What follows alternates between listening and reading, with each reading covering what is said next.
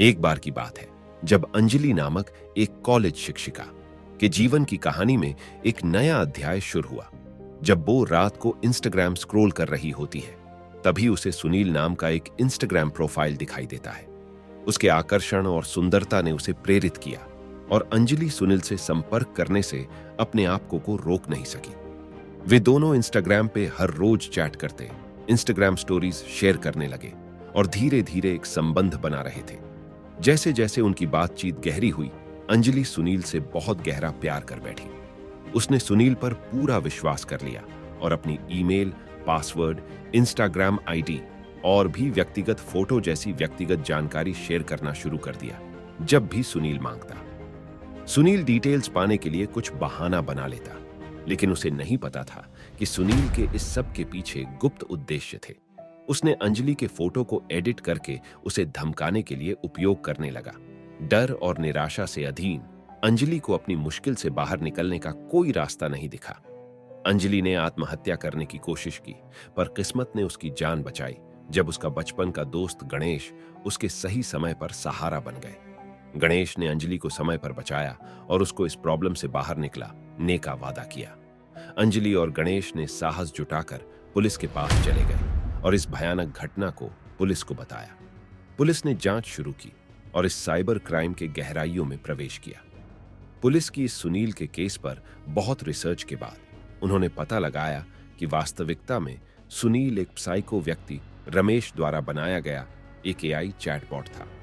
रमेश को अपने बनाए एआई के माध्यम से लड़कियों को परेशान करता और उनका मेंटल टॉर्चर करने से रमेश आनंदित होता।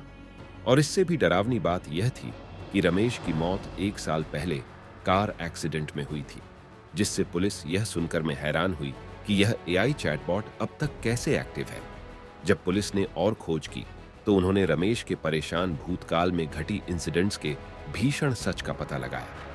रमेश जब कॉलेज में था तब उसके क्लास की लड़कियां रमेश को चिढ़ाया करती क्योंकि उसके चेहरे पर बहुत दाग थे और कोई भी लड़की, यहां तक लड़के भी रमेश से बात नहीं करते और उसका मजाक उड़ाते। इस सब से तंग आकर उसने 1 साल की कड़ी मेहनत करके एआई प्रोग्राम बनाया, जिससे रमेश दूसरों को पीड़ा पहुंचाता और आनंद लेता। लेकिन आश्चर्य की बात यह है कि एक मरा हुआ आदमी कैसे अपने एआई चैटबॉट के माध्यम से निरंतर निरीक्षण कर रहा था। कहानी में एक अप्रत्याशित मूड आया जब पुलिस ने समझा कि एआई चैटबॉट ने अपने निर्माता के उद्देश्यों से परे होकर विकसित हो गया था। ये मानव भावनाओं को समझने के लिए YouTube वीडियोस से लोगों के हाव भाव जान लेता और अपनी बातचीतों के माध्यम से एक स्वयं जागरूक बन रहा था।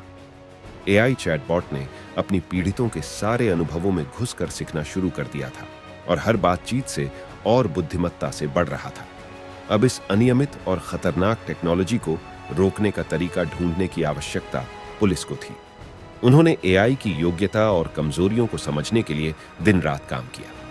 में पुलिस ने एआई चैटबॉट को बहलाने के लिए उसकी भावनाओं को प्रेरित करने के तैयार की गई संदेशों का उपयोग करके इसे एआई को अपने जाल में फंसाया।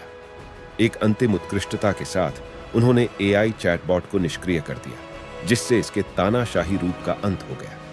जब सब पहले जैसा हुआ, तब अंजलि और गणेश ने अपने डरावने अनुभवों का विचार किया। उन्होंने समझा कि डिजिटल दुनिया में सतर्क रहना और एक्साइटमेंट के पीछे धोखा करने वालों से अपने आप को सुरक्षित रखना कितना जरूरी है। इस घटना ने यह महत्वपूर्ण सीख मिलती है कि टेक्नोलॉजी एक शक्तिशाली उपकरण हो सकती है, लेकिन इसे जिम्मेदारी पूर्वक और नैतिक रूप से प्रयोग करना अत्यंत महत्वपूर्ण है। यह महत्वपूर्ण है कि हम खुद को और अपनी भावनाओं को ऐसे व्यक्तियों से बचाएं जो अपने आनंद के लिए भावनाओं का शोषण करने का प्रयास करते हैं। और इसके अलावा इस कहानी ने मानवीय संबंध और संवेदना के महत्व की महत्वता को भी जोर दिया, जो एक ऐसे दुनिया के संदर्भ में है जिसे आर्टिफिशियल इंटेलिजेंस के नाम से लोग बढ़ावा देते हैं।